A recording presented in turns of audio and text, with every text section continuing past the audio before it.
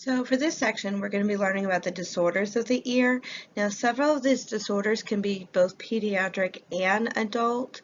So please note that if you're looking over your pediatric section, like I said, a lot of these disorders could be cross-posted between one and the other. There's several different types of hearing loss. Something could be interfering with the waves itself, something could be a structural problem, something could be a mix of both, or a central nervous issue. So looking over hearing loss in general, we need to figure out what is really the problem, whether it's a structural problem, whether it's a neurological problem, whether it's a sensory problem, transmission issue, and so just kind of taking a general look to see which type of hearing loss the patient may be experiencing. So generally some signs and symptoms before we get into some disorders, it could be things of the patients complaining that others mumble, that they're just not speaking clearly enough, that they may not even know that they have a hearing problem. They may just turn up the radio and turn up the TV. They could be very suspicious. They think everybody's whispering behind them when honestly it's actually them that is having the hearing problems. Then typically signs and symptoms of possibly pain, dizziness, tinnitus. Depends on the disorder what the symptoms are, but there is a lot of hearing problems that go undiagnosed for a long time because of some of these just general complaints. So a very common disorder is just an obstruction. Typically for adults, the most common cause of obstruction is earwax or cerebrum. And for kids, it could be a foreign body, possibly, little Johnny stuck a Lego in his ear, or Susie put part of a Barbie shoe. So we just need to make sure and kind of do a check over.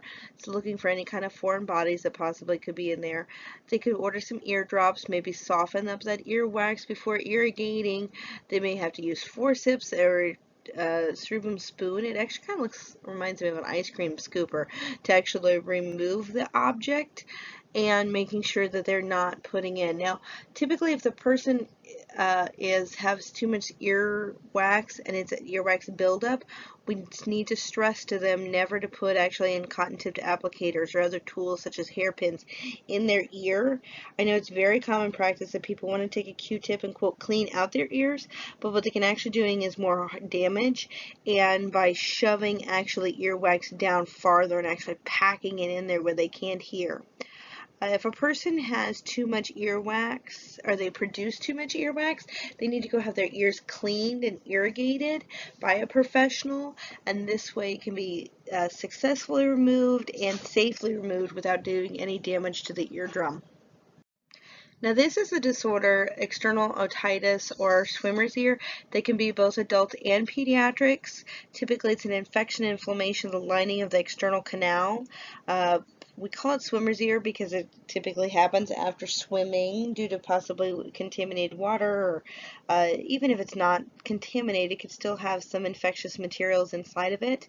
Pain usually is typically the first sign of swimmer's ear or external otitis. Dizziness, fever, some drainage, good antibacterials, antifungals, depending on whether they were swimming in a lake, whether they were swimming in a pond, could have a fungal need for it, and some steroid drops to decrease the inflammation. Another disorder that could be both adults and pediatrics is acute otitis media. It's just a simple ear infection. I'm sure you've probably had one at some point in time.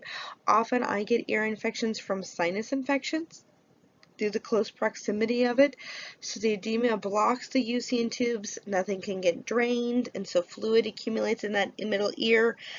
The fluid that is built up may rupture actually the membrane, result in scarring and subsequent hearing loss. So we need to make sure that we try to get that fluid out and not cause the extra buildup on that tympanic membrane. Other things, the person may have a fever, may have headaches, may have some sinus drainage.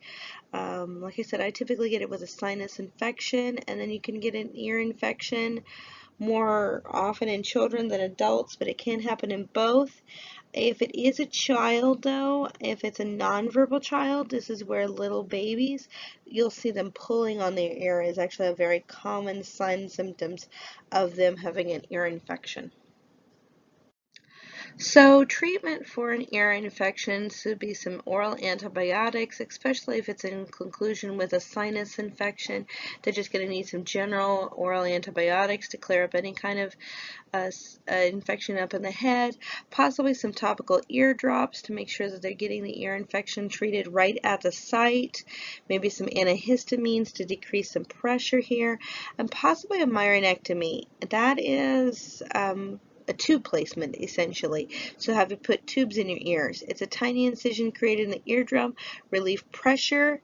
A myrinectomy could be just the incision, or if they actually place a tube, it could just include a tubeplasty.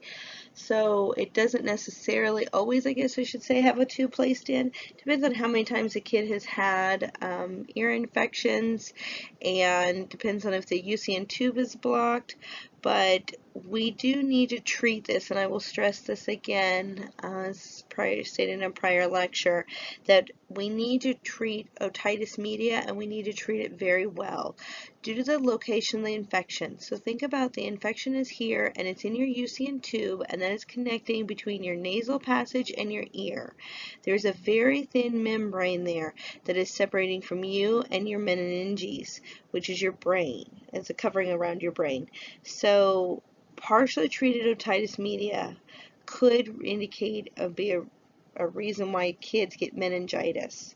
And an ear infection is one thing, but having meningitis, which is the inflammation of the meninges, so the surrounding covering of your brain, is whole next level as far as infection. So we need to make sure that the parents understand to treat the oral antibiotics, treat it with the ear drops, make sure that they're doing a full course of the antibiotics and not leaving partially treated ear infections run around, because it could cause long-term damage in the neurological state. So let's say the person is constantly getting otitis media, constantly getting ear infections that are not either being treated, that the buildup is accumulating, the eardrum may rupture, some signs of healing. So we can actually do chronic damage to our hearing in this. This is where chronic could be mastoiditis, so you could actually get an infection in your mastoid, meningitis, which I was just talking about. You can get an infection in your meninges, loss of hearing impairment, so we need to absolutely treat otitis media. It's not something to be joked about. With chronic otitis media, the treatment is very aggressive systemic antibiotics, so we need to clear up the infection, and not only just clear up the infection at the ear, but possibly is there a sinus infection, is there a throat infection, tonsil infection, where else is this infection? If the eardrum is still intact, irrigations possibly to remove the debris, possibly then having the tympanoplasty, which is actually the tube placed. If that membrane doesn't heal, we may have to actually have a mastoidectomy if the infection is extended to the mastoid bone, so that possibly is actually removing part of that mastoid bone. And then tubes are placed in to drain the mucus from the middle ear to actually the nasopharynx. So we can actually go in there and actually put tubes in the UCN tube to actually open that up to making sure that it is actually draining. So if your client or patient does end up having a mastoidectomy due to the infection and chronic otitis media, one thing that they need to make sure that they do is to avoid any activity that creates pressure in the tympanic membrane. So no blowing of the nose, no coughing, no sneezing, no straining. We don't need any extra pressure against this, so that way we don't open up and reopen the wound. This particular condition is a hereditary of one nature, so it's actually where the tiny bones inside the ear become fixed. Typically most common in young white women. They may have a progressive of symptoms, absence of infection. There is no infection, but they may have a progression of symptoms including tinnitus, which is ringing in the ears, slowly progressive hearing loss. Over time it continues to get worse, and what happens is the treatment could be actually the removal of those bones, and actually prosthetic bones are actually inserted, and then a tissue graft is placed over that. Post-op wise, pretty standard as far as ear surgeries. That nausea, vomiting is very common, so we need to make sure that we don't have any kind of pressure symptoms. Again, no coughing, no sneezing, no straining. and help with balance and vertigo, possibly with grab bars, safety reachers, making sure that they don't have those kind of issues. And then the other thing is no showering or no swimming, no getting water, I guess I should say, in the ear for at least 6 weeks afterwards. So when they do shower, they need to have some sort of protective device over that ear to make sure that they don't get water in it. So this slide describes some inner ear disorders that can happen, including labyrinthitis, which is the inflammation or infection of that inner ear.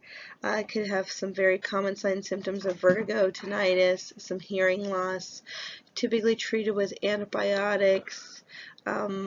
Possibly some sedation could be used because of the inflammation, and maybe they use some steroids to decrease the inflammation, and general bed rest because it can have very serious vertigo.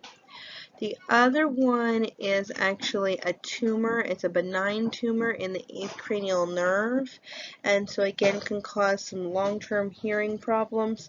We'll have to remove the tumor, not because it's obviously benign, so it's not cancerous. We're not worried about it spreading, but we are worried about it placing pressure on that 8th cranial nerve and causing permanent hearing damage. So with Meninger's disease, it's accumulation of fluid in the inner ear. We don't know why it actually happens. It's inside that labyrinth. Possibly there could be some triggers to this disorder, such as alcohol, nicotine, some stress, certain stimuli, sudden movements of the head, but ultimately we do not know why they get this.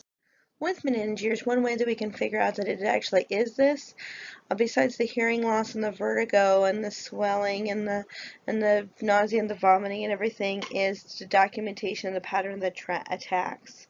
Is there anything that is causing these attacks? Do they just feel bad during certain times after they eat certain things during certain stressful periods?